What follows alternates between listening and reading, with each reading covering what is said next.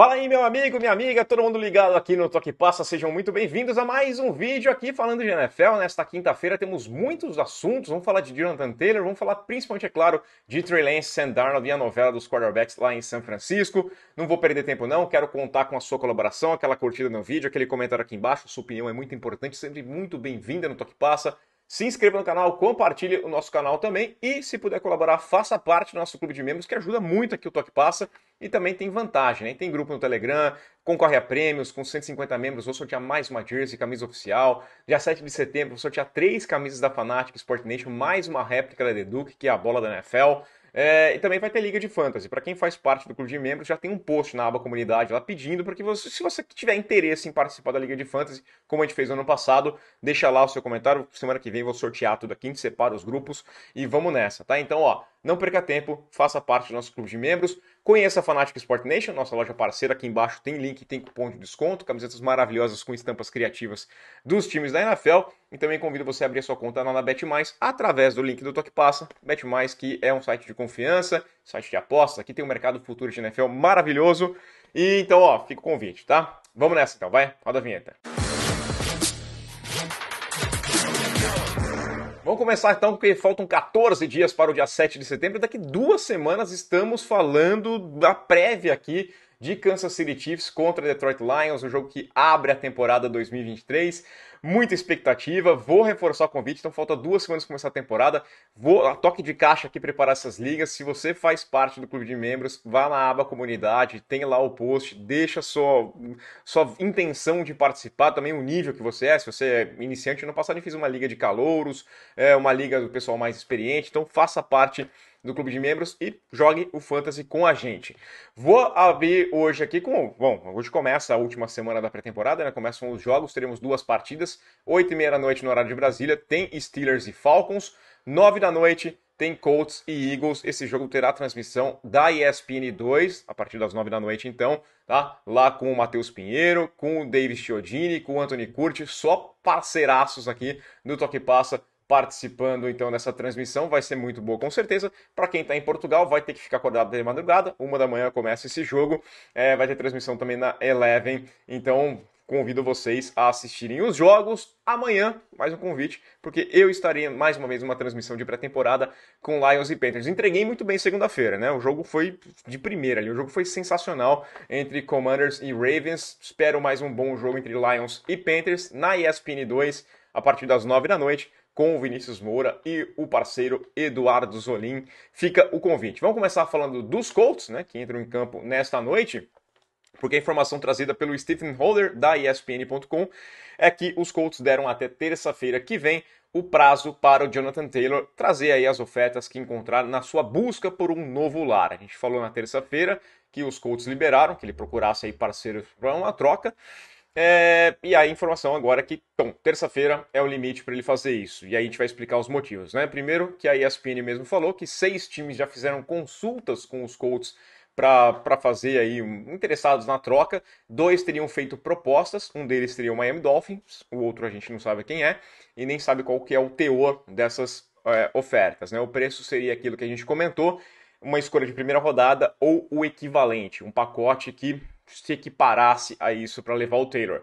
Por que terça-feira? Sendo que o limite para trade deadline, né, o limite para trocas é dia 31 de outubro. Isso acontece porque terça-feira é o prazo final para os times determinarem os elencos de 53 jogadores. E eles querem ver qual vai ser a situação de Jonathan Taylor. Taylor que não treinou durante essa off-season, ainda se recuperando de uma lesão na cirurgia que ele fez no tornozelo esquerdo lá em janeiro. Parece que não está disponível, não está condições para treinar, está na PUP List, a lista dos jogadores inaptos a performar. Se ele começar a temporada na PUP List, se ele for colocado ali nessa questão que ele não está apto, ele tem que obrigatoriamente ficar de fora pelo menos os 4 primeiros jogos. Não pode voltar antes. Então é essa situação que os Colts querem determinar. Vai trocar? Ok, mas quem que vai pegar um cara que vai ficar fora o primeiro mês de jogos? Ninguém vai pegar. Então, ó, terça-feira a gente precisa definir o seu status. Se você vai estar no elenco, vai ter condições de jogar, de treinar, trabalhar normalmente, ou se a gente vai passar você para outro time, ou vai colocar na lista de jogadores contundidos. Corrida contra o tempo, né? Pouco tempo para conseguir isso aí. E eu, sinceridade, não acho que ele valha uma escolha de primeira rodada. O running back está bem complicado nesse quesito, né? Claro, tem time que está procurando um jogador como o Jonathan Taylor, ótimo jogador, mas ele não foi uma escolha de primeira rodada, ele foi de segunda rodada. Teve um 2021 maravilhoso, concorrente aí ao prêmio de jogador ofensivo do ano, mas no ano passado se machucou, né? Perdeu jogos, passou por cirurgia no tornozelo. Tornozelo é uma questão delicada para o running back, porque o movimento, né, tudo que envolve a dinâmica do movimento de um running back passa ali pelo tornozelo também. Então não sei qual que vai ser a situação dele. O bom é só que a gente sabe que essa novela tem prazo para acabar. Terça-feira a gente sabe o futuro do jogador. E o Miami Dolphins parece realmente interessado em buscar um running back, além do Jonathan Taylor. O time teria feito consulta no Josh Jacobs, teria conversado com a equipe do Las Vegas Raiders para saber se havia uma chance de algum negócio, se podia rolar, e ouviu da equipe de Vegas que o jogador não está disponível para trocas, para nenhum tipo de negociação, tá? Ao contrário do Taylor.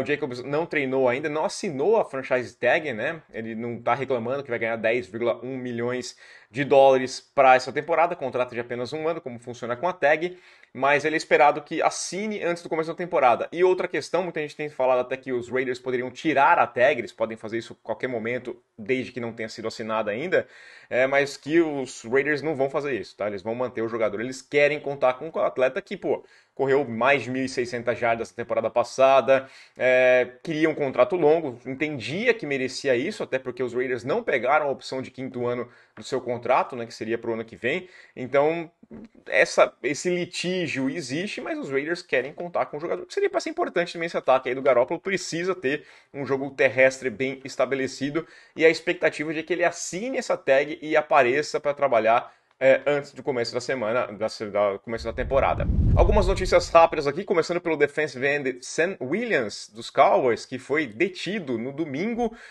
por posse de substância controlada e também porte de arma ilegal, né? De acordo com a polícia lá de Frisco, os Cowboys voltaram para o Texas no domingo de manhã, depois de ter jogado contra a equipe do Seattle Seahawks, e aí no finalzinho, depois mais tarde naquele dia, o Williams acabou sendo detido, mas participou do treino normalmente na terça-feira, né? Aí tem todos os problemas que ele pode enfrentar do ponto de vista jurídico, mas segundo as regras da NFL, a política de conduta pessoal da NFL, ele pode ser multado ou então suspenso por alguns jogos por conta desses problemas. O Jerry Jones, dono do time, foi até irônico. Ele falou que o Williams está amadurecendo, né? Porque ele passou por alguns problemas recentemente. Né? Em dezembro, ele bateu o carro dele, teve perda total próximo ao centro de treinamentos. Depois, em janeiro, né? Um mês depois, ele foi detido ali, que ele estava andando a 100 milhas por hora, 160 km por hora, num lugar, uma região que era o limite de 88. E aí o George Jones até brincou, falou assim, pô, ele tava o quê? Ele tava a 106 km por hora? Pô, tá ótimo, ele tava 54 km abaixo do que, mais lento do que no outro, então tá amadurecendo, o cara tá adquirindo consciência.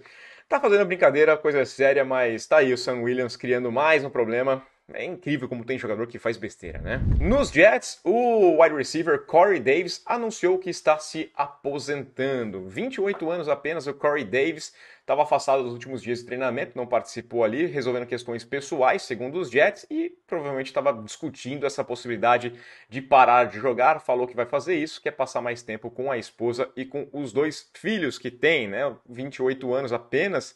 Um jogador que foi escolha de primeira rodada dos Titans lá em 2017, foi a quinta escolha no geral, vindo de Western Michigan, e assim, não rendeu tudo aquilo, né? Jogou nos Titans entre 2017 e 2020, e depois, em 2021, chegou na equipe dos Jets, jogou também a temporada passada, 6 temporadas na NFL, 3.879 jardas, 17 touchdowns. Não são números que você fale assim, nossa, que impressionante, que wide receiver, é mais para um wide receiver top 5 de draft, né? Bem alto, assim, o Corey Davis. Era esperado até que ele fosse cortado, foi discutido que ele poderia ser cortado na equipe dos Jets nesse ano para abrir espaço no cap, mas acabou sendo mantido. Os Jets confiavam na experiência do jogador, na liderança que ele fazia dentro do grupo e também na sua capacidade ali, até como bloqueador para a corrida. Ele é um bom jogador fazendo esse trabalho. Bom, decidiu que vai se aposentar, pega de surpresa. Tem que ter uma cabeça muito bem definida para fazer isso aos 28 anos, né? Quer passar mais tempo com a família, com os filhos, com a esposa, ok. Mas 28 anos apenas. Calma, você tem muito tempo da vida ainda, tá? Aí, daqui 2 anos, tá cansado de passar tempo com a esposa e com os filhos? Pode acontecer. Não tem mais o futebol americano pra você fazer. Vai ter que arrumar outra coisa pra fazer aí na vida, né, Corey Davis? Mas, bom, a decisão é pessoal e a gente deseja o melhor para o Corey Davis. E para fechar aqui, antes do tema principal, vamos falar do Seattle Seahawks, que anunciou que o Jackson Smith-Njigba, wide receiver, escolha de primeira rodada no draft desse ano, vai perder 3 a 4 semanas com uma pequena fratura no punho esquerdo.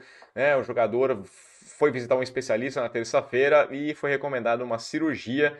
3 a 4 semanas fora, coloca em xeque aí a abertura da temporada. Talvez ele não jogue o primeiro jogo do Seattle Seahawks, que acontece no dia 10 de setembro, ou seja, daqui menos do que 3 semanas. E é uma lesão que aconteceu justamente no momento que eu destaquei. Eu falei segunda-feira que eu gostei muito do que eu vi do Njigba, né? Gostei demais, eu achei um ótimo jogador. E aí ele teve contra os Cowboys uma recepção de 48 jardas. Recebeu, correu 48 jardas, maravilhosa. Só que naquela jogada ele acabou caindo e acabou fraturando, tendo essa leve fratura no punho esquerdo. Ele jogou mais um snap seguinte, depois saiu do campo. Não imaginei que ele pudesse ter uma lesão mais grave, porque ele jogou no snap seguinte e, cara, o cara fez 2 jogos, teve 6 recepções e 7 targets, 83 jardas. 48 jardas naquela recepção, maravilhoso. Já mostrou que tá aí, tá ótimo, vai ser um excelente jogador, bela aquisição, mas tá aí, então vai ser um problema, né? Agora é esperar essa recuperação, torcer para que seja o mais rápido possível. Enquanto isso, vai usar o Tyler Lockett, o DK Metcalf, tem peças para isso. Provavelmente volta para um esquema com 2 tight ends, né? Que eles gostam, o time dos que mais usou uma formação 1-2, né? O personnel 1-2, né? Na temporada passada, deve ser mantido dessa forma aqui. Mas que zicada que eu dei, né? Eu considerei a escolha acertada, acho que vai ser um ótimo jogador. Continuo defendendo isso, mas dei uma cicadinha aí, o cara se machucou. Agora vamos lá, então, falar de San Francisco 49ers e aparentemente o fim da linha para Trey Lance, porque Brock Purdy já tinha sido confirmado como quarterback titular desde o ano passado, no começo do ano, tudo certinho. Se tiver condições, vai ser o titular. Tem condições, vai começar jogando, pronto, acabou. E o problema foi o Trey Lance perder a posição de quarterback 2 para o Sam Darnold. O Trey Lance ficaria ali como o terceiro quarterback, o QB de emergência, na regra Brock Purdy, né? Foi criada essa regra agora, que o cara não vai fazer parte do elenco do dia de jogo, mas ele pode ficar lá vestido e se tiver uma emergência, que é o caso do quarterback titular se machucar, do reserva se machucar, você tem uma terceira opção que não está contando no elenco de dia de jogo, mas está lá para entrar em campo e jogar. Foi aconteceu na final de conferência da NFC do ano passado, né? Lá atrás, no começo dos camps, eu falei aqui que muitos reports eram de que o Sam Darnold estava na frente do Lance. Claro que teve gente que me criticou, gente que falou que foi mentira, que era boato, que não sei o quê. E segundo Kyle Shanahan, em entrevista à KNBR, o Darnold ultrapassou aí, abriu vantagem sobre o Lance nos últimos 10 dias, e aí é o fim da linha, né? Eu tuitei isso aqui, coloquei no meu Instagram. Se você perde por Darnold, você não empata com ninguém. E infelizmente esse é o ponto. O Darnold foi uma escolha de número 3 do draft lá em 2018 nos Jets. Jogou 3 temporadas na equipe de Nova York. Depois foi trocado quando os Jets falaram assim: não, Sam Darnold não é nosso futuro, nós vamos apostar aqui nesse talento chamado Zach Wilson, né? E agora o Darnold vai para o seu 6º ano na NFL. E roubou o lugar justamente de uma escolha de número 3 do draft de 2021, né? O que isso muda para os 49ers? Sinceramente, nada ou muito pouco, né? O Brock Purdy vai ser o titular, isso já era sabido. Por mais que os torcedores dos 49ers saibam que o quarterback reserva é importante, não muda muito a questão do 2 ou do 3, né? A expectativa é de que o Purdy entregue aquilo que mostrou no ano passado, e é nisso que está baseado os sonhos do San Francisco 49ers. Caso de emergência, o Sam Darnold tem experiência, ele entrega aquilo para os Shanahan que quer saber. O cara já foi titular nos Jets, nos Panthers, né? Não foi um completo desastre em Carolina, apesar de alguns fantasmas ainda aparecerem para o Sam Darnold, mas o Shanahan quer isso de um quarterback, principalmente do reserva, né? O quarterback reserva é uma questão do piso, mais importante do que o teto, você saber o que ele vai entregar. E o Shanahan gosta disso, ele tem controle. O Shanahan falou lá atrás, quando foi até fazer o draft do Trey Lance, que esses quarterbacks móveis, que é legal. Mas eu nunca senti que ele estava convencido de que ele de fato queria um. Era bom ter, todo mundo tinha, era legal, mas sabe, às vezes você compra uma roupa porque você está vendo que está na moda, mas você não se sente confortável com aquela. E me parece isso. Ele queria ter o conforto, né? A gente até conversou com o Pepe Narducci aqui, ele tava falando que o Garoppolo, cara, tava tudo bem. Os 49ers iam seguir com o Garoppolo se ele estivesse disponível. O problema é que você nunca sabia quando podia contar com ele. As lesões eram um problema do Garoppolo. Não era questão do jogo dele, não era isso que incomodava o Shanahan. Era não saber quando poderia contar com o jogador. Quando o Garoppolo esteve saudável, o time chegou na final de conferência, pelo menos, né? Então tinha que ter ele lá à disposição sempre. Não podia contar a temporada com o cara se machucando toda hora. Claro que quando você tem um gênio como o Mahomes, um cara que consegue tirar, que é móvel e faz aquela acrobacia e muda a jogada planejada, não sei o que, é excelente. Mas isso tem que ser conquistado. Você coloca um cara lá e aí ele te mostra que ele é capaz de fazer isso, ótimo. Mas, né, você vai se arriscar, apostar nisso? O Shanahan, para mim, nunca se convenceu de que era isso que ele de fato queria. Ele estava muito contente com um Kirk Cousins da vida. Um cara que é colocado no time, vai lá e faz. O Brock Purdy é um cara que faz o que o Shanahan manda. O Purdy não inventa, ele não faz acrobacias e muda toda a jogada em cima da hora. Ele faz o que o Shanahan manda e é isso que o Shanahan quer ter. Aliás, não só o Shanahan, tá? Para ficar claro aqui, todo treinador gosta de ter o controle do que vai acontecer. Ele chama a jogada e ele quer que entregue, porque na cabeça dele é aquilo que vai funcionar. Quando o cara faz algo além e funciona, ótimo. Quando o cara faz algo além e não funciona, aí o treinador vai lá e arrebenta com o cara, tá? O que isso significa pro Trey Lance é complicado a gente imaginar. É muito fim da linha. Semana passada, eu falei aqui na entrevista, inclusive com o Matheus, e teve gente que ficou brava comigo de novo, que o Shanahan falou que a posição é do Purdy a não ser que ele derreta nos próximos treinos, né? Eu falei que era sintomático, teve gente que falou que eu pego no pé do Shanahan.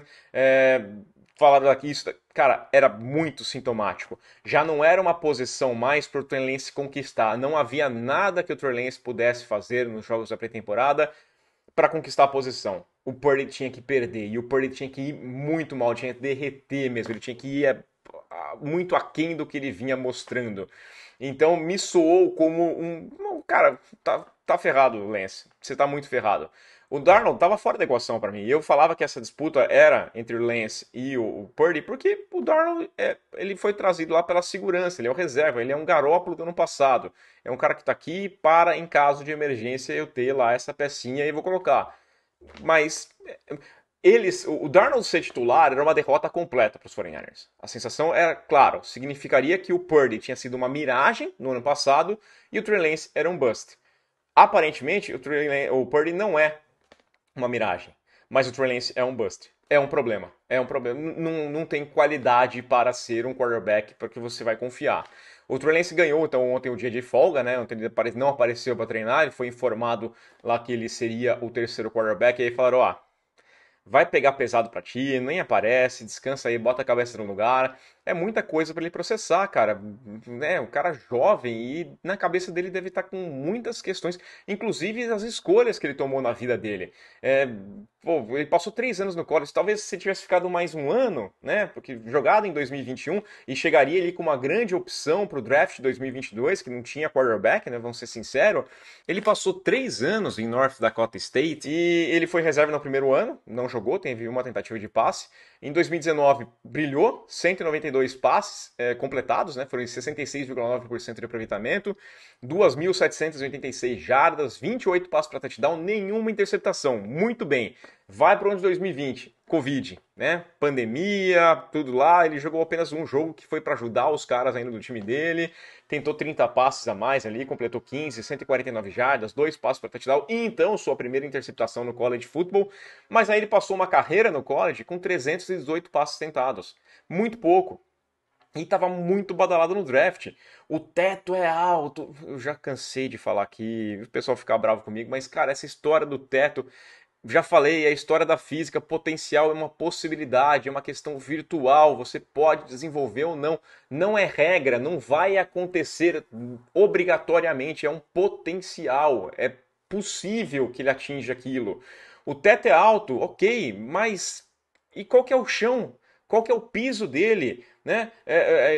A gente está falando, a física tem as suas regras, a gente não está falando de um corpo energizado, a gente está falando de um ser humano que tem várias questões a trabalhar e a equação fica ainda mais difícil de você determinar se ele vai desenvolver isso. Ele podia ter um teto altíssimo, mas aparentemente ele não tinha base e isso é um problema. Como você vai alcançar lá em cima se você não tem uma plataforma para pular? O teto é ótimo, mas você não tem de onde partir e esse é o problema do Trey Lance. Para ser reserva imediato, você tem que ser o cara capaz de entrar lá e fazer o que o treinador vai. O treinador tem que saber o que esse cara vai entregar para você. E ninguém sabe. O Darnold você sabe o que ele vai te entregar. O Lance ninguém sabe. Tentou 102 passes na NFL. 8 jogos, sendo 4 como titular, 792 jardas, 5 passos para touchdown, correu 253 jardas, 1 passo para touchdown. Primeiro ano ele ia revezar, foi até falado pelo Shanahan, ele podia usar os dois, o Garoppolo e o Trey Lance. Falei aqui, quem tem dois não tem nenhum, e a ideia não foi adiante, né? Foi abandonada rapidamente. No segundo ano, torcida inteira, depois que perdeu o final de conferência, lá, tchau Garoppolo, acabou a era Garoppolo, não quero mais esse cara, vai lá, ficou encostado, novela na off-season e tudo mais. Segundo ano, o cara vai lá, segundo jogo se machuca, entra o Garoppolo, depois entra o Purdy. Cara, se não fosse o Purdy, os 49ers tinham que pular nos pés do gatão e pedir para ele ficar. Falou, cara, você é muito lindo, fica aqui, a gente precisa de você. Agora, os 49ers trabalham com todas as possibilidades envolvendo o Trey Lance, né? Cortar é besteira, não todas as possibilidades, porque isso é besteira, né? O contrato dele de calouro 100% garantido. Cortar ele significa gastar 5,3 milhões de dólares a mais do que mantê-lo, então melhor deixá-lo no elenco. Trocar é uma boa, né? Porque abriria 3,8 milhões de dólares no salary cap. Agora, resta a dúvida de quem vai se interessar e qual que vai ser uma oferta feita para isso. Claro que alguns times estão desesperados por um quarterback. Tampa podia ir atrás. O Baker vai ser titular, já foi anunciado. O pessoal tem falado aí que os Vikings podem ter interesse, os Vikings poderiam pensar num plano pós Cousins e teria tido interesse lá atrás, poderia ser um competidor. Teve gente apontando aí os Dolphins com aquela questão do Tua ter um problema de concussão, mas é difícil saber o que você vai oferecer para um cara que custou muito caro. Então, qual que vai ser o valor de troca? Só se abrir esses 3,8 milhões está ótimo? Aparentemente vai ter o que ser, porque ninguém sabe o que é o Trey Lance. Mas ele não teve tempo para se desenvolver, para jogar. Mano, o Purdy teve. O Purdy não teve. O Purdy era a terceira opção ali, primeiro ano, Mr. Relevant, e o cara chegou lá e entregou. NFL é isso. NFL não é escolinha, não é laboratório. O cara não vai ter todo o tempo do mundo. Tem cara que tem pouquíssimos jogos e já são descartados. Jogador que quase nem chega a jogar na NFL. Vai lá, é draftado, não sei o que, e é cortado, tem que entregar. Tem que fazer um trabalho melhor na off-season. O ano passado a gente ficou com dúvida naquele jogo contra o Chicago Bears, que ele entregou pouco, se machucou no segundo. Volta nesse ano, estamos vendo na pré-temporada, muitos problemas. Problemas na progressão da leitura. Fez um momentinho bom no último jogo, mas depois de um começo lento de novo, em que era interceptado. Muitas falhas de um cara que está no seu terceiro ano de NFL. Não dá. A NFL não perdoa isso, tá? Vamos lembrar aqui a troca. Mandaram o pick 3, né? Eles mandaram, para pegar a pick 3 de Miami, eles mandaram a 12, a primeira de 2022, a primeira de 2023, acabaram de pagar agora o consórcio que eles fizeram, mais uma terceira rodada de 22. Os Dolphins trocaram com os Eagles, e, cara, teve uma movimentação que todas as opções que saíram eram muito melhores. Na pick 6, os Dolphins pegaram o Jalen Waddle, os Eagles trocaram com os Cowboys e subiram para pegar o Devonta Smith na 10, enquanto os Cowboys na 12 pegaram o Micah Parsons. Com as outras picks, os Dolphins transformaram ali o Tyreek Hill e o Bradley Chubb, ou seja, tudo muito melhor. Todo mundo saiu vencedor, só os 49ers perderam. O John Lynch e o Kyle Shanahan têm que levantar a mão para o céu e agradecer demais pelo Brock Purdy, pelo Mr. Relevant ter se tornado o que se tornou. Porque certamente o martelo ia cair muito pesado em cima deles, porque a troca foi errada. A gente vai voltar lá atrás, naquela discussão de que a opção do Shanahan era o Mac Jones, que era o Kirk Cousins 2.0 dele, era o cara que ia entrar e entregar o que ele queria. Ah, o teto não é alto, mas o piso eu sei qual que é e eu vou me sentir seguro. Eu quero um Garoppolo que esteja saudável, o Mac Jones pode ser isso. Pronto, e acabou. Vai entrar nessa discussão. Teria sido convencido a pegar um cara diferente, que era o Trey Lance. Tudo boato, tudo discussão, mas o fato é, se era boato ou não era, Trey Lance acabou se mostrando a decisão errada. Não teve tempo, não interessa. NFL é assim que funciona. Você tem que mostrar em pouco tempo. Tem cara que tem uma chance. Tom Brady teve uma chance lá atrás, né? O Drew Bledsoe se machucou, o cara vai lá e pega, morde a vaga e vai com ela.